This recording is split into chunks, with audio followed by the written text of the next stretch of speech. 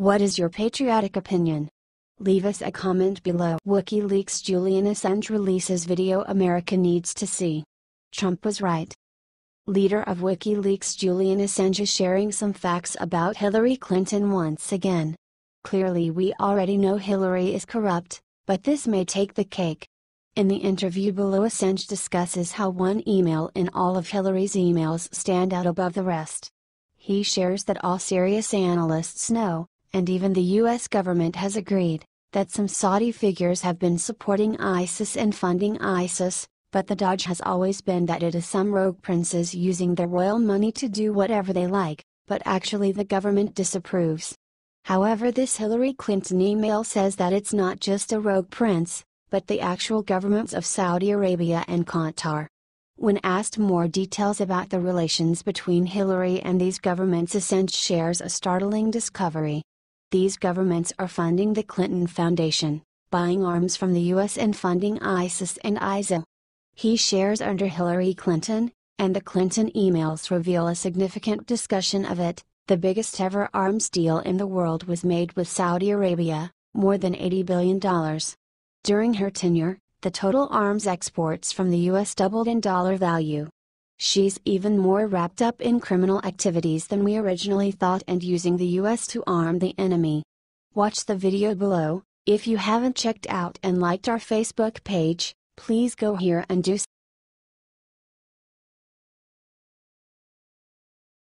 Obama scandal just erupts in federal court. He won't be able to avoid this gargantuan lawsuit. Judicial Watch has proceeded with its constant push to convey responsibility to the administration. In the course of recent years, and particularly with the expansion of Hillary Clinton to the Obama organization, there has been sufficient defilement to give all-day work to scores of attorneys and agents for quite a long time to come. It's a declaration to the quality of our republic that we have survived the misgovernment these individuals have exacted on us. We're very acquainted with the Obama White House's asserted keeping an eye on individuals from Donald Trump's campaign team and different adversaries of the Democratic Party. It has moved toward becoming an incredible bazaar. Judicial Watch today announced it filed a Freedom of Information (FOIA) lawsuit against the U.S. Department of Justice and the National Security Agency, NSA, for information about Obama National Security Advisor Susan Rice's communications with the two agencies concerning the alleged Russian involvement in the 2016 presidential election, the hacking of DNC computers, the suspected communications between Russia and Trump campaign, transition officials, and the unmasking of the identities of any U.S. citizens associated with the Trump presidential campaign or transition team who were identified pursuant to intelligence collection activities. Be that as it may, now, justice won't be distant. Judicial Watch has formally sued to get the reports that would uncover the degree of the reconnaissance movement. That is a horrendously long articulation, yet it's pressed with data.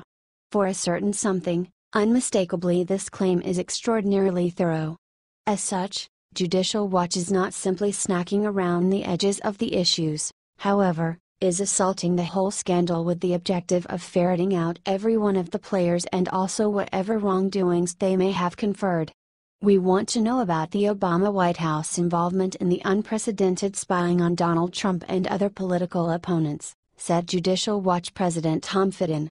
This intelligence operation may have led to the illegal unmasking of Americans and the leaking of intelligence information to foment the story of Russian hacking of the DNC and sinister Russian influence on Trump and his associates. The Trump administration has an opportunity to expose what the Obama White House was up to.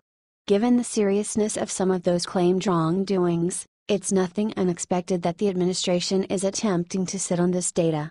On the off chance that doubts end up being valid, criminal arraignments will clearly take after.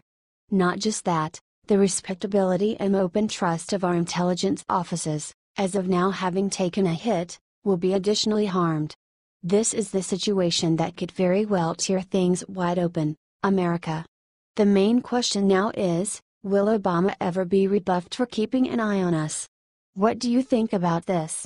Do not hesitate and write your thoughts in the comment section below. Thank you for reading. H.T. Judicial Watch.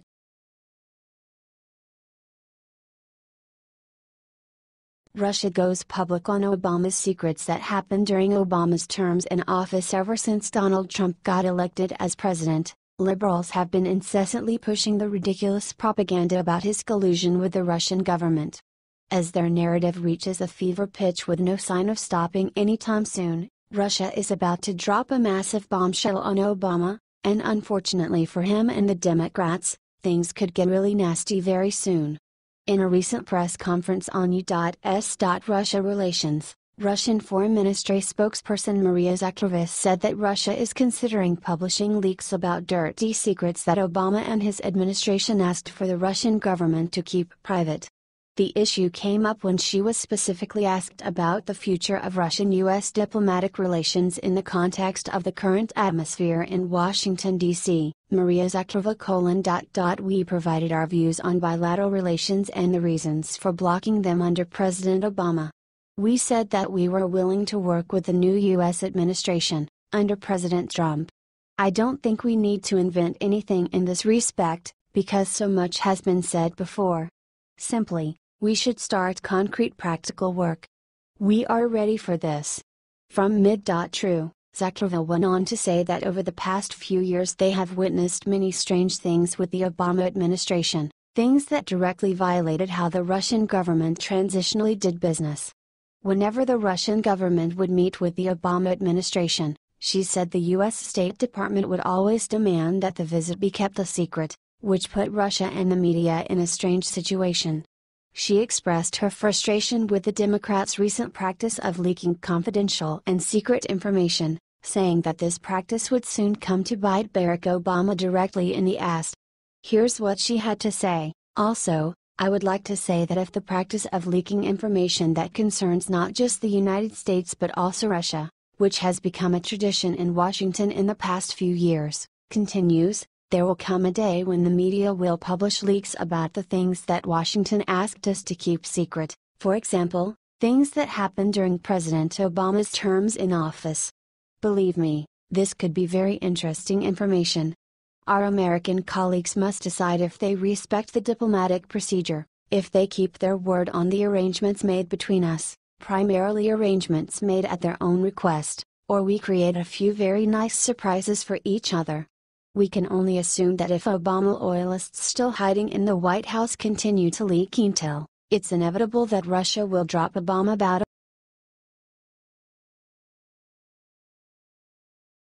judge who blocked travel ban just realized he made huge mistake. Look what just happened to him. Judge Derek Watson is riding a blazing trail of reality and crashes into a wall of threatening messages coming from concerned Americans. Judge Watson struck down President Trump's travel executive orders that protects Americans from radicalized Islamic terrorists. Judge Derek Watson is probably not a very happy guy right now, as he's possibly living on the edge of his seat as he makes his way to court each day. The threats are so bad that the FBI is involved and deputies may be sent to offer protection. That's funny because President Trump offered protection with his travel restrictions that would protect people from terrorists, but I guess that wasn't important to the Hawaii judge. Is this the part where we mention the judge is friends with Obama? Or do we save that part of the theory for later? The FBI states that they are aware of threats being directed at the Hawaiian U.S. District Judge Derek Watson, the man responsible for deciding against President Trump's travel executive order and potentially placing the entire country in danger. Don't worry though folks, they'll be okay in Hawaii. People don't usually mess with Hawaii. You would need some Somali pirates to paddle a boat filled with Muslims to Hawaii in order for there to be an incident in Hawaii. I'm not sure that Muslims know how to swim. They're good at flying and driving into things, but they don't quite have a navy yet. Honolulu. The FBI says authorities are aware that the federal judge in Hawaii who ruled against President Donald Trump's travel ban has received threatening messages. FBI spokeswoman Michelle Ernst said Thursday the agency is aware of reports of threatening messages against U.S. District Judge Derek Watson and is prepared to help if necessary. While the FBI did not provide details on what states the threats are originating, sources told CBS affiliate KGMB that they are coming from the mainland, or the continental U.S., former federal agent Tommy Aya told KGMB that it's not unusual for additional deputies to be brought in to help the local U.S. Marshal's Office with protection needs. The U.S. Marshal's Service will do a critical risk assessment, look at the threat, make an analysis, and determine the level of protection needed, he said. Judge Watson made a huge mistake. Not only do we have living proof that the refugee program is a disaster, Sweden/Germany, but we know Muslim terrorists are bred like cattle over in those 6 countries for which travel ban restricts entry and requires extreme vetting. I wonder how long it takes Judge Watson to reverse his decision and think about the country first, other people second. They say that in a married household, the 2 most important people in the home are the parents. If the parents are happy first, then the kids will always be happy as well. Same rule applies for America. If we the people are always happy first, then we can help others better. We come first. Outsiders come second. Keep us happy, then we'll be happy to help others. Judge Watson needs to put his country first. Elementary, my dear want.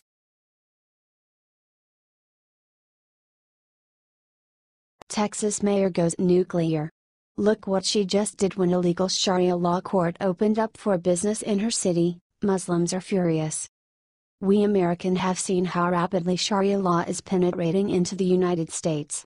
The radical Muslim development has made sense of that the most ideal approach to assume control over our nation and making Sharia law the tradition that must be adhered to is using the court system, instead of physical compel.